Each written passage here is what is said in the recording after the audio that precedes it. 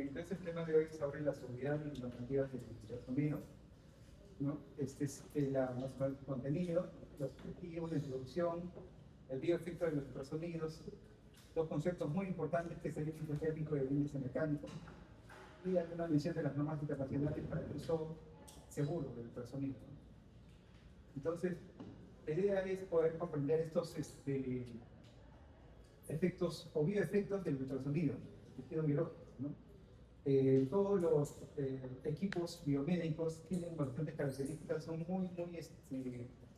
tienen muchas características potenciales y nos ayudan mucho para el diagnóstico, pero no están exentos de poder causar algún daño, ¿no? Ya sea la tomografía, la resonancia o las mismas placas de rayos X, ¿no? Entonces, esto se trata de lo mismo, ver qué tan seguro es el equipo de ultrasonido cuando hacemos una ecografía. Entonces es importante saber estos valores o estos conceptos, el índice térmico y el índice mecánico. Es la idea de esta presentación, poderlo entender y poderlo tener siempre en mente, ¿no? Como un indicador de seguridad. Esto es lo más importante. Y bueno, las normativas que siempre van actualizándose y van dando estándares para poder tener un dato más exacto sobre estos conceptos, ¿no? Entonces la pregunta es, ¿el ultrasonido es completamente seguro? ¿Seguro? Seguro que sí, ¿no? Entonces, esto, como les dije, pues, tiene un alto impacto en la práctica médica, ayuda mucho sobre la obstetricia y es donde más se estudió, se usó al inicio, ¿no? Pero tiene un efecto bioefecto, un efecto sobre el biológico, sobre el organismo. Entonces, sobre esto hay un principio que se llama LANA, que es usar la menor energía lo que sea posible. Recordemos que el efecto que es eléctrico es un cambio, ¿no?, de energía, que va de energía eléctrica a la energía mecánica, ¿no? Ese es el principio del efecto que es eléctrico.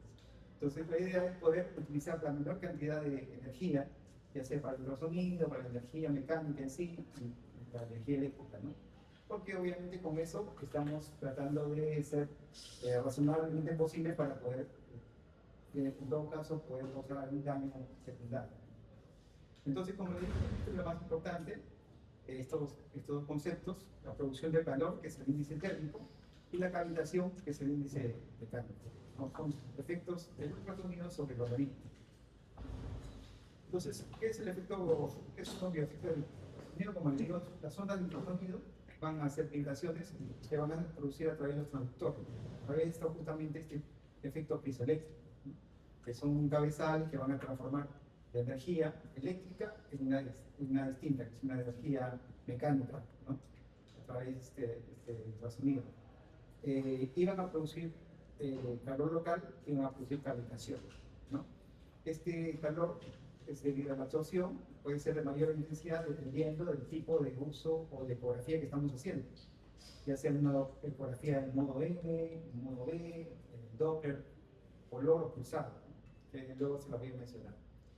Y la cavitación, que es la formación de burbujas por el efecto mecánico, ¿no?, de efecto crecimiento de burbujas del gas, ¿no?, medio líquido. Entonces esto va a hacer que si este impulso es demasiado intenso, obviamente estas burbujas se van a romper y pueden causar algún problema, sobre todo en algunas estructuras como puede ser pulmón o cerebro, ¿no? Sin embargo, como siempre, experimentos en animales han demostrado que los tejidos en desarrollo no son siempre susceptibles, ¿no?, a alguna inducción de efectos teratogénicos. Siempre, por supuesto, están en relación a la temperatura y la etapa de desarrollo. ¿Cómo se produce la cavitación? La cavitación se produce porque se emite estas ondas, como sabemos, estas son las ondas de ultrasonido, que se miden en hercios, que son los ciclos por minuto o segundo. Y esto va a producir esta formación de burbujas, ¿no?, que van a ser más grandes y pueden romperse o explotar. Y esto, bueno, puede pasar dentro de la cavidad abdominal, puede pasar en el cerebro, que está en el líquido cefalorraquídeo, y esto a la larga puede producir algún daño, ¿no?, entonces la idea es producir lo menos posible. La otra es el concepto es la intensidad del ultrasonido, que se determina en centímetros cuadrados. Esta intensidad de sonido está en relación al tipo de ecografía que estamos haciendo y al tipo de transductor también, ¿no? Si hacemos un transductor de baja intensidad, como son los convexos, ¿no? Que son de 5 Hz, esta intensidad de ultrasonido va a ser menor. Si hacemos con alta ultrasonido, por ejemplo, para ver partes blandas, músculos, etc., entonces vamos a usar un transductor lineal que tiene mayor frecuencia y obviamente la intensidad de este ultrasonido va a ser mayor. Entonces, y todo eso va a ser importante para poder determinar esta cavitación y este efecto térmico también. Otro factor importante es la duración de la exposición, que eso también lo vamos a mencionar. Entonces, ¿qué es el índice mecánico? ¿No? El índice mecánico va a ser las vibraciones mecánicas generadas por los tejidos durante la ecografía, ¿no? Como les dije, se va produciendo una cavitación. En la mayoría de exámenes tiene que ser un valor máximo de 1.9, ¿no? Este efecto mecánico o este índice mecánico. Y eso ya el ecógrafo lo va a sacar por una fórmula, de acuerdo a la fuerza de onda y a la capacidad de las ondas, ¿no? Y a la frecuencia de ultrasonido. Esto va a ir apareciendo en el monitor del equipo. Entonces es importante también siempre tenerlo en cuenta, si es que nos estamos excediendo de este valor, ¿no? Porque ya estamos ejerciendo mayor valor en este índice mecánico y podemos a la larga producir algún tipo de lesión. Entonces, en conclusión, este índice mecánico es la capacidad del gas de ultrasonido para interactuar con pequeñas burbujas, como les dije, dentro de los tejidos. Y estas pueden agrandarse, que se pueden reventar, ¿no? Y en algunos casos puede ser otro. Este es un dibujo, ¿no? Que como más o menos se produce esto, ¿no? Acá viene la energía, primero la energía eléctrica, el transductor se convierte en energía mecánica. Esta energía mecánica del efecto piezoeléctrico va a ir formando estas burbujitas. Y como vemos, acá pueden haber globos rojos, células, etc. Y obviamente pueden causar un efecto, ¿no? Y cuanto más tiempo estemos acá insonando, mayor será la posibilidad de que nos podamos producir ese efecto, ya sea en el pulmón, los intestinos, etc. Acá, por ejemplo, vemos, ¿no? Cómo usando este transductor, ¿no? Que es un transductor que tiene menor intensidad, que tiene menor frecuencia, menor frecuencia, vamos a ver superficies más profundas, ¿no? Por ejemplo, para ver el abdomen, vamos a ver mucho más profundo, y este va a tener un índice bajo, ¿no? Vemos que es un índice de 0.07, ¿no? Habíamos visto que los valores máximos pueden ser de 1 a 1.9. En este caso es bajo, 0.7, no llega ni siquiera a 0.9. Y vemos que justamente esto se produce, este índice bajo se produce porque la intensidad de esta radiación, estas ondas, son menores, ¿no? Sin embargo, si nosotros usamos un transductor lineal, ¿no? Como para ver partes blandas, para ver acá el músculo, la grasa, los subcutáneos, más detalle, vemos que el índice va aumentando. El índice mecánico va aumentando. Y esto automáticamente va a aparecer en la pantalla. Va a aparecer en la pantalla que nosotros tenemos que tenerlo siempre en cuenta. Entonces, está en relación a esto. Menor intensidad del ultrasonido con mayor intensidad nos va a dar un índice mucho más alto. Acá, nuevamente,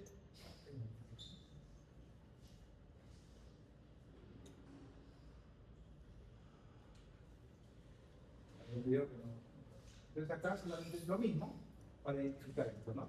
Vemos que esta es una ecografía hecha con un transductor lineal, donde vemos pues acá el subcutáneo, en la piel, ¿no? Esto puede ser el hueso, y acá estamos utilizando mayor cantidad de energía. Entonces, la mayor potencia, ¿no? Va a ser un transductor de mayor potencia, va a haber mayor presión en el filtro somática y por lo tanto el índice mecánico va a ser mayor. Entonces disminuye, obviamente, por relación directa, por la misma proporción, este real disminuye. Entonces, ¿qué es lo que se produce? ¿No? Igual, este efecto de cavitación se ha usado mucho o se ha querido transponer en la parte estética, no sé si lo han escuchado, que usa el ultrasonido como medio de, quieren hacer también una forma de refractar la grasa, ¿no? Entonces la grasa quieren diluirla, Entonces, y justamente bajo el mismo principio, ¿no? Siempre que va a ser el mismo principio. Formar las burbujas, que estas burbujas de grasa se pueda romperse o chocar, y después esto ya poderlo succionar, ¿no? Se puede hacer mucho más fácil. Entonces, es otra aplicación del ultrasonido, ¿no? La hidrolipoplasia. Pero como valor estándar, cuando se usa, lo ideal es tener un valor de índice mecánico menor de 1.0, menor de 1.0, para que haya menor posibilidad de daño a algún tipo de órgano. Acá también vemos el índice mecánico, vemos que se usa como un transductor convexo, entonces vemos que el índice está a 0.8, está abajo, menos 0.1, es un buen valor justamente fuerte. Si llevamos el otro transductor, probablemente estuviéramos mucho más veces. Entonces ahí hay dos valores, el índice mecánico y el índice térmico, de aquí lo vamos a ver. Justamente, ¿qué es el índice térmico? ¿No? Es el aumento de la temperatura, ¿no?, en el tejido por la absorción del ultrasonido. Como dije, o sea, el poner el transductor no es totalmente inocuo, ¿no? Algo de efecto va a haber. Entonces, uno de los efectos es producir calor. Entonces, se va a generar esta zona de ultrasonido por los tejidos y esto va a afectar, ¿no?, los procesos bioquímicos, fisiológicos, reproductivos incluso. Podría provocar un daño biológico, ¿no? Y todo depende de la duración y el aumento de la temperatura. La temperatura que llegamos y la duración, el tiempo es lo más importante. Entonces, en general se dice que temperaturas menos de 2 grados, ¿no?, buscan de variación, no presentan peligro. Esto también se saca por una fórmula, ¿no?, está en relación la potencia acústica entre la potencia necesaria para llevar al tejido a la temperatura ambiental, ¿no? Es una fórmula. Hay índices térmicos para de acuerdo al tejido que se va a evaluar, ¿no? Tejido blando, cuando solamente, por ejemplo, la cavidad abdominal, hueso, cuando sobre todo se hace en ecografías austénticas, ¿no?, que se evalúa, por ejemplo, las ecografías transfrontalrenales, y cuando son el hueso, en el caso del hueso también para superficies que están cerca de la piel. Acá lo mismo, acá sí, por ejemplo, acá este es un transductor lineal, ¿no?, es un transductor lineal, y sí, este va a tener mayor potencia. Entonces, al tener mayor potencia, va a tener mayor temperatura. Acá vemos que el índice térmico, ¿no?, mayor es 0.4.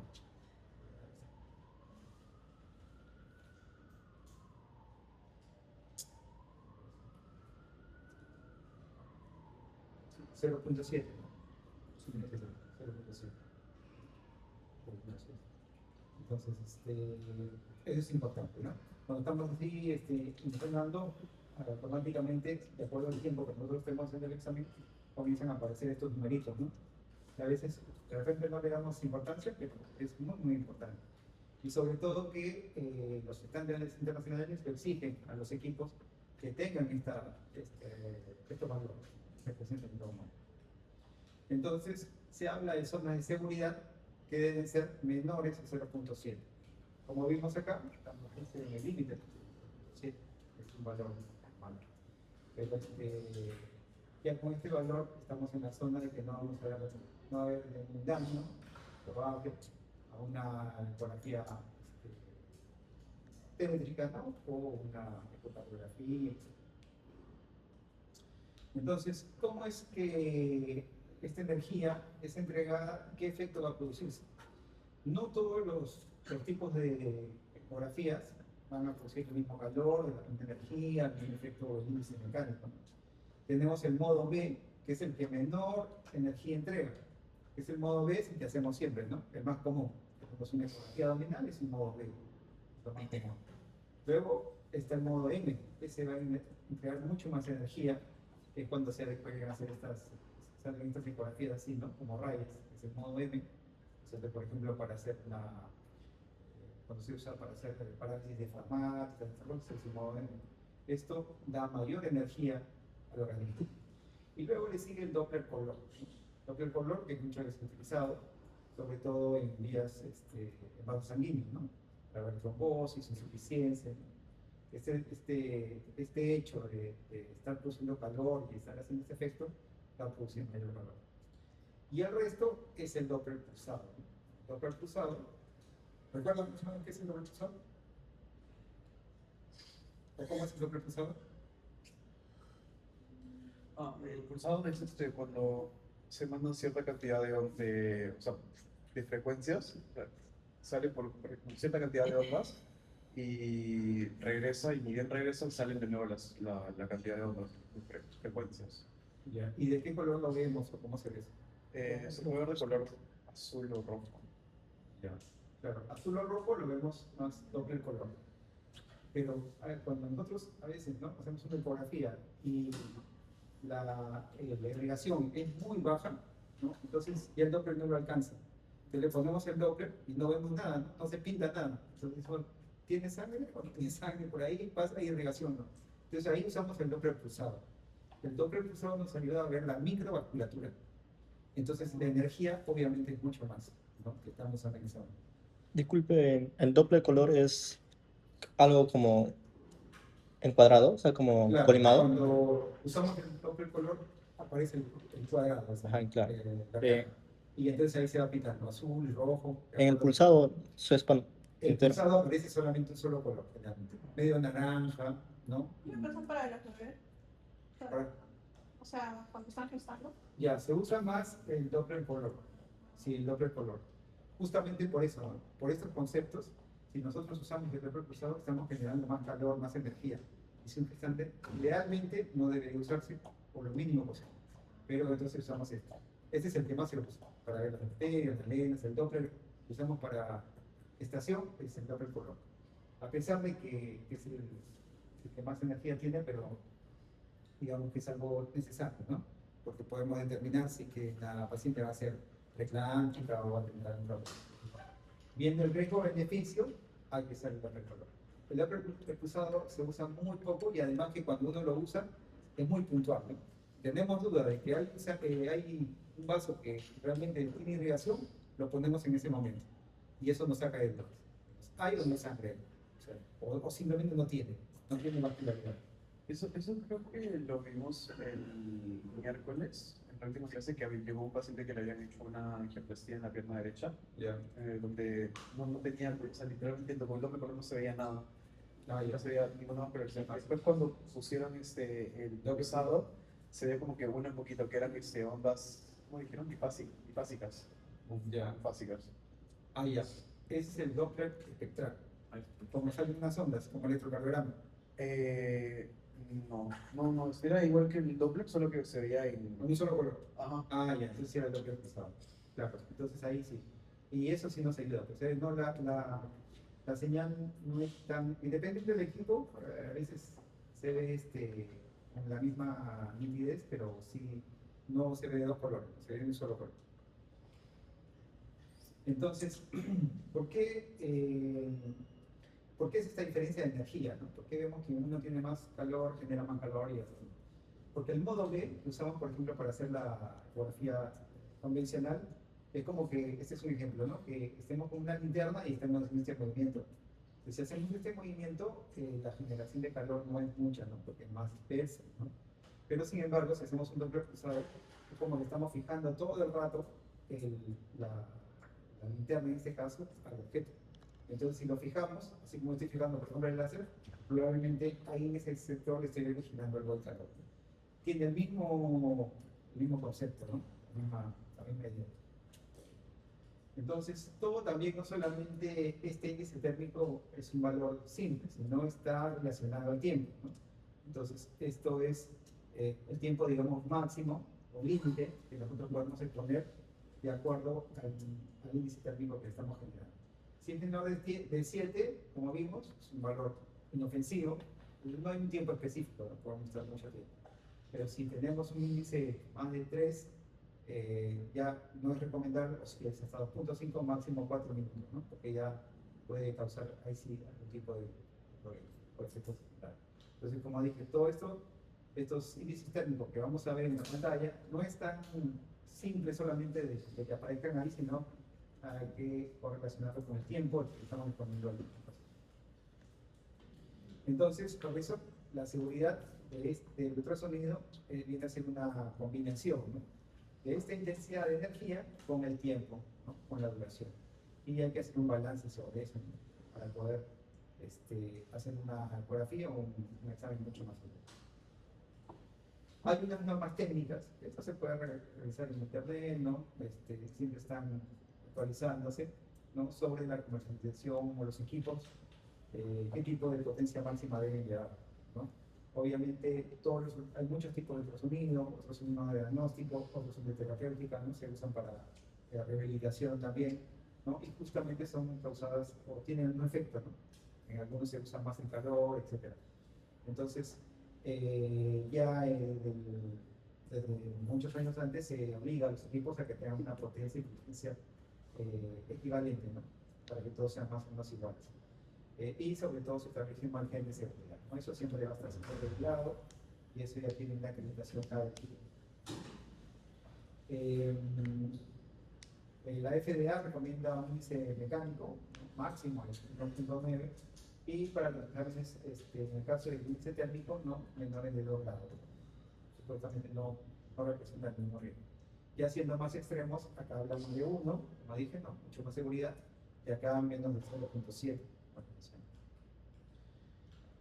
Como recomendaciones finales, bueno, siempre, si bien la ecografía, bueno, es en realidad un examen inocuo, ¿no?, en realidad no causa ningún problema, pero alguna de sus propiedades o alguna de sus ventajas que puede tener, ya sea como el Doppler color o el Doppler pulsado, no hay que abusarlo, ¿no?, digamos así, ¿no?, hay que abusarlo porque tiene algunos efectos secundarios.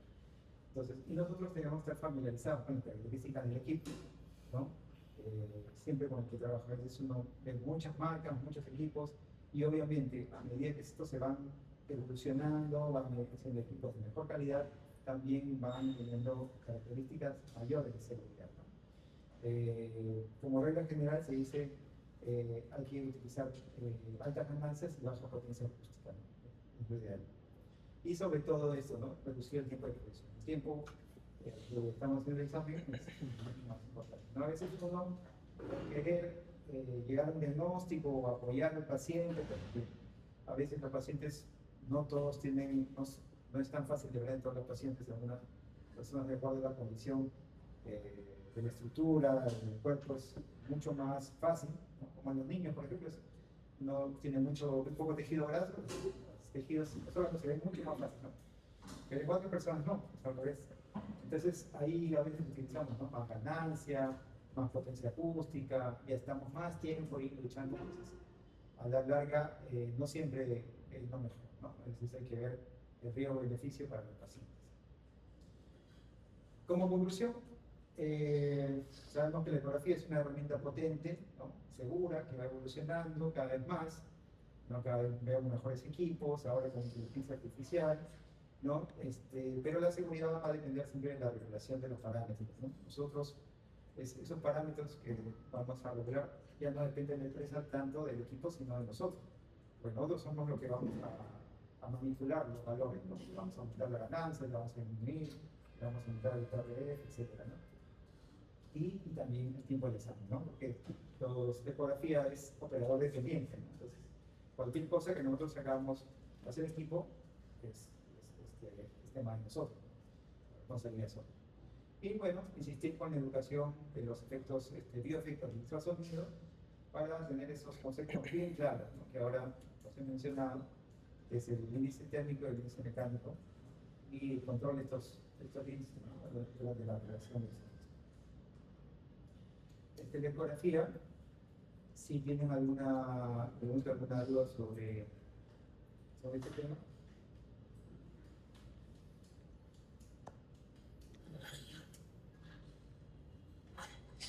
Todos se han hecho las prácticas del ecógrafo, ¿no?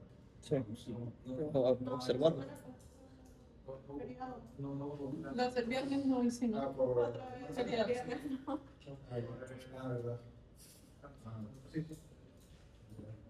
Entonces ya llegamos ¿con el mismo grupo para hacer? Sí. Ahí. Recuperamos igual en la mañana o en un grupo en la mañana y una en la tarde.